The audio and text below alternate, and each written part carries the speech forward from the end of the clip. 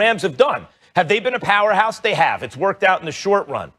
But, guys, they just signed Jared Goff not that long ago to the deal. The #1 overall pick in the draft, they wound up giving over $100 million to, and then they turn around and decide he's not good enough. It's not that he's awful. He's not Carson Wentz this year. He didn't get hurt to the extent that Dak Prescott did. He played, and he played okay, but they said, no, we're not going to win a Super Bowl with this guy. We need more. So your first overall pick in the draft, you paid over $100 million to in order to get out of that deal and bring in someone better. And Matthew Stafford is not an MVP caliber player. He's a good quarterback. He's not a great one, but he's a good one.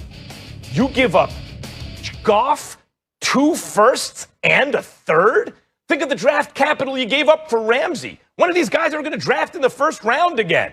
Stephen A., basically what this trade says is they have to win a Super Bowl. They got to win a Super Bowl, what, in the next 2 years? Or it's a disaster. Stafford is an upgrade. They gave up too much to get him. You could say that. I get where you're coming from, and I don't blame you for that position, but I'm going to respectfully disagree. And the reason I'm going to disagree is because, number one, you have Sean McVay. He's 43-21 as a head coach in his 4 years in L.A. He's never had a losing season. He's taken them to the Super Bowl. He's won 67% of his games. He's proven that he kind of knows what he's doing. Now, has he been the boy wonder over the last couple of years that folks anticipated? No. But one of the reasons would be injuries. Todd Gurley comes to mind. Obviously, you've made some changes, but more importantly than that, clearly it was his relationship that had diminished and disintegrated before our very eyes with Jared Goff. And so if you are the Rams, and this is a guy that's an offensive-minded coach, and he's telling you he needs a quarterback, and I got a guy in Matthew Stafford, albeit injury-prone, but who's only 32 years of age and clearly better than Jared Goff, then I got to pay attention to that. I saw Aaron Rodgers the other day on Pat McAfee's show glowing about Matthew Stafford, number one. Number two, in terms of his no-look passes and his arm strength and being able to throw from any angle, et cetera, et cetera. We know that Matthew Stafford was mired in Detroit because in 12 years there, they had a losing record 8 times. He's only made the playoffs 3 times. His record, I think, as a starting quarterback wasn't that impressive, to say the least. And I think he's got like 282 touchdowns to like 144 interceptions. That's not even a 2-to-1 touchdown to turnover ratio, for crying out loud. So that's problematic. I get that. But we also look at how awful the Detroit Lions organization has been. And now he's been mired in football purgatory playing for them. So now he gets to go out to L.A. He gets to be in Tinseltown, being coached by a guy like Sean McVay with plenty of life left in him. I think when you talk about having a big-time quarterback, somebody that has the ability, rather, to be big-time, particularly if you're well coached and you act like you want to be there, I think there's something to be said for that. With him and Les Snead, a willingness to move to get rid of picks, because we gonna make our moves in free agencies, particularly via trades, and they've shown a willingness to do that, combined with the fact that you've got the top-rated defense that is Super Bowl championship ready, with Aaron Donald on the line of scrimmage, with Jalen Ramsey in your secondary. I believe you got to send a message. You going for it. And if this is what it is, this is what it is. I really don't have a problem with it, because I understand what they're saying. We ain't playing games. We're going for it. We believe in our coach. We believe in our defense. And because we believe in that, we think we're a quarterback away. When you believe that, you make a move like this. And that's why I don't have a real big problem with it. Well, it's going to be a good experiment because, as you said, the Detroit Lions have been among the worst organizations throughout Stafford's career. And we all know in the NFL, if you have a good coach and a good quarterback, you're in the playoffs more than you're not.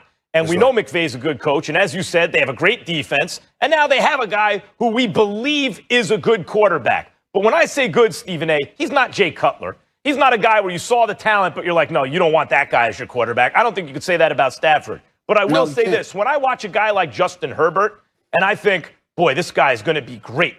His floor is like Matt Stafford. If Herbert turns out to be Matthew Stafford, we'll be disappointed. And that tells you what you need to know. Stafford has that kind of talent. I think that's a bit extreme. Stafford's always had that kind of talent. I think that's a bit extreme because of what we said about the Detroit Lions organization. Okay, well, as I said, we'll find out with the Rams. But as of right now, based on the evidence we have, I believe Stafford is an elite, talented QB whose career has been good. He's been a good quarterback, not a great quarterback, in spite of that elite talent. The bet that the Rams are making here is we think we can win a Super Bowl now, next couple of seasons with Matt Stafford. Well, they better be right because they're mortgaging their future to do it. They just signed Goff to the deal. They used an enormous amount of draft capital on him. First overall pick, doesn't get higher than that. They paid him as much money as anyone was getting paid at the time. It was right in line with the top of the market when they gave it to him. And now they're turning around, and to get out of it, they're including 2 firsts and a third to bring in a guy who we believe maybe has underachieved because of his organization. That's a bet they're making, and they better be right. Well, listen, the bottom line is when you're talking about the quarterback position, if you look at Matthew Stafford and you can see him penciled in as your quarterback for the next 5 years, it's worth it. It's worth it. If you could see him as your quarterback for the next 5 years, the way he's capable of balling and how we know Sean McVay can coach, it's worth it for the quarterback. Let me cap it by this. Max, you sort of alluded to this, but 2 years ago, Goff signed the largest contract in NFL history in terms of guaranteed money, 2 years removed from taking a team with the 20th ranked defense to the Super Bowl. A lot has changed as far as Matthew Stafford. He's never been in a winning situation. We'll see what he can do in L.A. We'll leave it there, fellas. Plenty more to come here. First, Tom Brady, they don't work in Tampa, period. Oh, we say this exactly the opposite. The answer is clearly Patrick Mahomes. Not only is Patrick Mahomes way better than Brady right now, and Brady's still very good, as I've said, he's better than Brady's ever been, and it's not close. Mahomes right now is better than Brady's ever been. Anyone will tell you that. Just watch them. And look at the results. Reigning and defending Super Bowl champion Patrick Mahomes. Take Patrick Mahomes off this Chiefs team. You think they're in the Super Bowl? You think they're favored to win? Replace him with an average quarterback like a Jared Goff. Or replace him with a good quarterback. The guy Goff was just traded for, Matthew Stafford, right? He's actually good. That's why they traded Goff, an average guy, for him. You think the Chiefs are favored? You think they're even there? I mean, you mentioned a bunch of their other receivers and weapons, but those guys are like regular guys in the league. Good players, but all teams have good players. The special guys are Tyreek Hill and Travis Kelce. No doubt about it. But guys, both Patrick Mahomes' tackles are gone. Both offensive tackles. Mitch Schwartz with a back problem, right? And Eric Fisher. Who are those guys? Mitch Schwartz been gone for weeks and weeks now. Mitch Schwartz made the Pro Football Focus all-decade second team. He's a stud. And on the other side, Eric Fisher was the #1 overall pick in the draft and a 2-time Pro Bowler. Gone.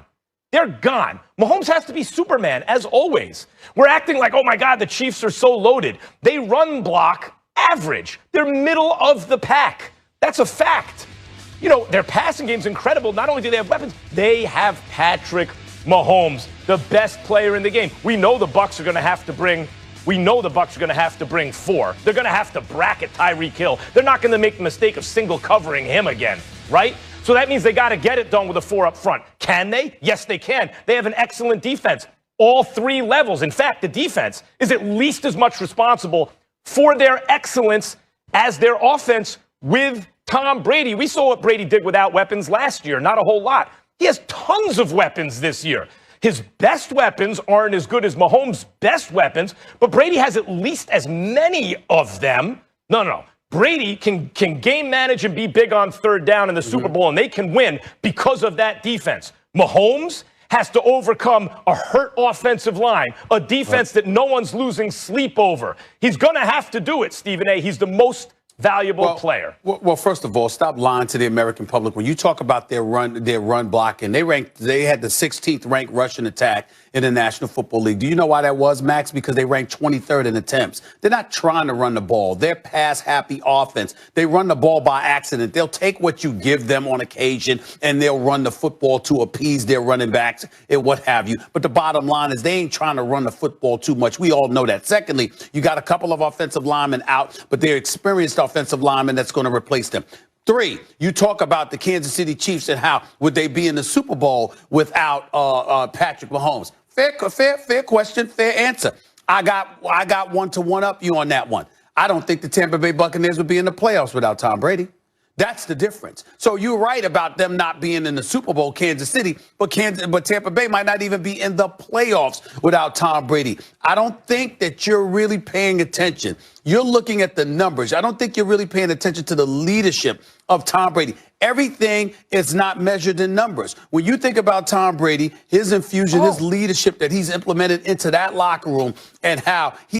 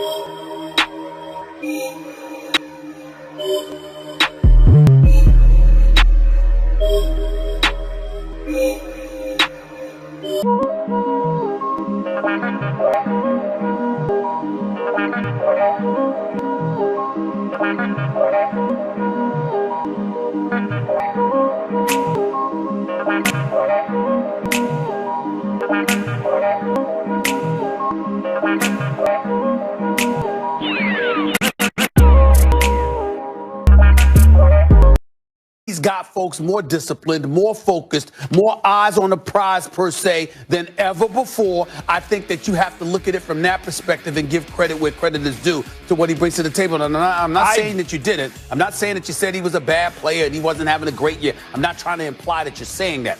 I'm just talking about specifically as it pertains to the question of value to one team, one against the other.